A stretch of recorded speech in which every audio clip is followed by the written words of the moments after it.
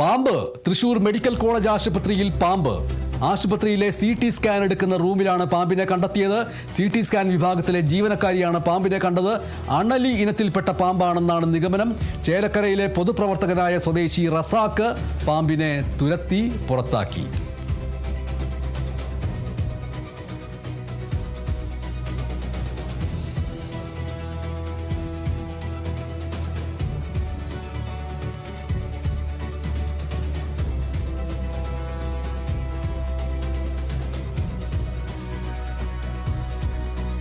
സംസ്ഥാനത്തെ engineering pharmacy പ്രവേശന പരീക്ഷയുടെ ഫലം പ്രഖ്യാപിച്ചു.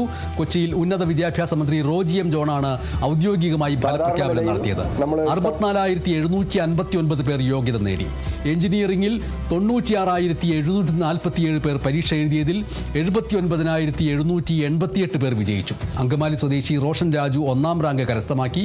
കണ്ണൂർ സ്വദേശി ധ്യാൻ തേജ് 2ാം റാങ്കും തൃശൂർ സ്വദേശി KR വിസ്മയയ്ക്ക് 3ാം റാങ്കും ലഭിച്ചു. ഫാർമസിയിൽ തൃശൂർ സ്വദേശി വിനായക് നാരായൺ 1ാം റാങ്കും തൃശൂർ സ്വദേശി ജസ്റ്റിൻ 2ാം റാങ്കും മലപ്പുറം സ്വദേശി ദിയ AN ഫാത്തിമ 3ാം റാങ്കും കരസ്ഥമാക്കി. ജൂലൈ 8-നാണ് ആദ്യഘട്ട അലോട്ട്മെന്റ്. CBSE പുനർമൂല്യനിർണ്ണയ ഫലപ്രഖ്യാപനത്തിലുണ്ടായ അനിശ്ചിതത്വമാണ് ഫലപ്രഖ്യാപനം വൈകാൻ കാരണമെന്ന് മന്ത്രി റോജി എം ജോൺ പറഞ്ഞു. എഞ്ചിനീയറിംഗിൽ 1ാം റാങ്ക് ലഭിച്ചിരിക്കുന്നത് റോഷൻ രാജു എന്ന വിദ്യാർത്ഥിക്കാണ്. അങ്കമാലി അയ്യമ്പുഴ സ്വദേശിയാണ്.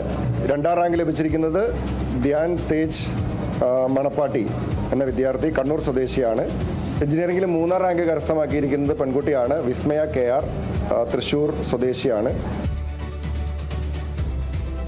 സാധാരണ നിലയിൽ നമ്മൾ ഇത്തവണ CBSE ഫലപ്രഖ്യാപനവുമായി ബന്ധപ്പെട്ടിട്ടുണ്ടായ കാലതാമസം വന്നെങ്കിൽ കൂടിയും നമ്മുടെ അലോട്ട്മെൻറ്റ് പ്രോസസ്സും അഡ്മിഷൻ പ്രൊസീജിയറും നമ്മൾ പരമാവധി ജൂലൈ മാസം അവസാനം അല്ലെങ്കിൽ ഓഗസ്റ്റ് ആദ്യം തന്നെ പൂർത്തീകരിക്കത്തക്ക തരത്തിലുള്ള ഒരു അഡ്മിഷൻ അലോട്ട്മെൻറ്റ് കലണ്ടറുമായിട്ടാണ് നമ്മൾ മുന്നോട്ട് പോകുന്നത്.